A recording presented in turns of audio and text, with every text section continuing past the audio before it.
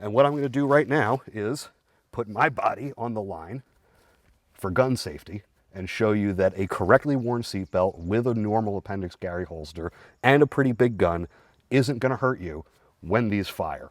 I got to tell you, I'm not exaggerating. That kind of hurts. So in a previous video, I described how seatbelt pretensioners work. We'll put a link to that in the description or somewhere in this video. Most of you have experienced the inertia lock, that feeling when the seatbelt hits the inertia lock in a relatively lower speed emergency stop. However, when the SRS system is triggered, in addition to there being like propellant in the airbags, there's also propellant in the spool for the seatbelt. So in the instant before that the airbags deploy, it tightens the seatbelt, snugs you into the seat, and positions you correctly to receive the airbags and prevent you from, banging around inside the vehicle. One concern that people have about carrying in the car, and one of the reasons that they choose a vehicle holster, is that they're concerned that the seatbelt could potentially injure them through their gun or through the interaction with their gun when this system deploys. And what we're going to do is, now that we're done driving the vehicle, we're going to set these off and do a demonstration for you. First, we're going to show you one on its own, and then after that, we're going to show you on me how it actually functions. So I'm going to step out of the way, and we're going to set this pretensioner off to show you what it actually does. In 3, 2, 1. Seatbelt, seatbelt, seatbelt. Seatbelt, seatbelt. Yeah, so that was pretty dramatic. Yeah, it smells like a shotgun. Yeah, it does, and it sounds like a 22. But it's not that bad. It's nothing to be scared of. It's not going to injure you. It's not going to not hurt. I mean, this is better than the alternative. Yeah, death. It's nothing to be super afraid of, and it's no reason that you shouldn't be carrying your gun on your body in the car, as we will now demonstrate. All right, John, so what holster are you using, and how are you positioning it for the seatbelt? I'm using an appendix carry holster, and for the sake of this demonstration, I'm carrying a fairly big gun. That's a PX4 compact, which is fairly chunky on my frame.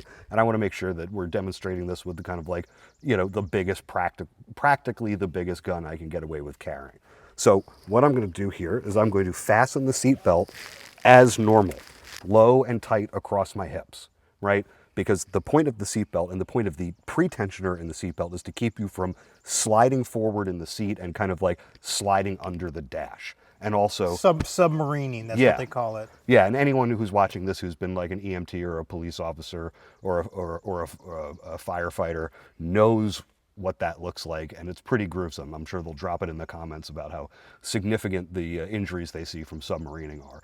And what I'm going to do right now is put my body on the line for gun safety and show you that a correctly worn seatbelt with a normal appendix carry holster and a pretty big gun isn't going to hurt you when these fire. You ready? All right. Are you ready? No. Seatbelt, seatbelt, seatbelt. Oh. Seatbelt, seatbelt, seatbelt. Oh. That one was a lot more significant. That one was a lot more significant than this, and it stings in my chest. It definitely stings, and it felt really tight, and I wanted to get out of it right away. However, oh, that was a shock. That was like getting punched in the chest. Whew.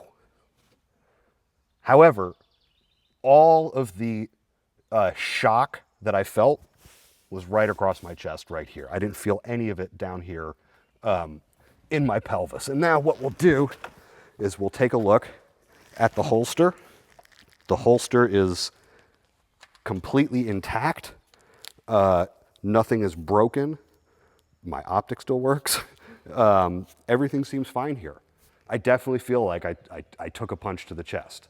That was not, that was super unpleasant. That one was a lot harder. Yeah, that one was a lot harder. And the seatbelt is like stuck on this one. Yeah, whoa. Whew. I gotta tell you, I'm not exaggerating. That kind of hurts. But all the pain is kind of like, above the waist. Nothing's out of ordinary here. Nothing feels injured or sore or swollen. It feels completely normal. Everything feels perfectly fine in the area where I was wearing the holster because the belt bridges across your hips, and your hips and your pelvis absorb that impact. Your fleshy chest might not absorb it quite as well, and there's plenty of room for compression there. But that one fired. That one Went off. Yeah, that. Oh. You could smell. It smelled like gunpowder. Yeah. Yeah.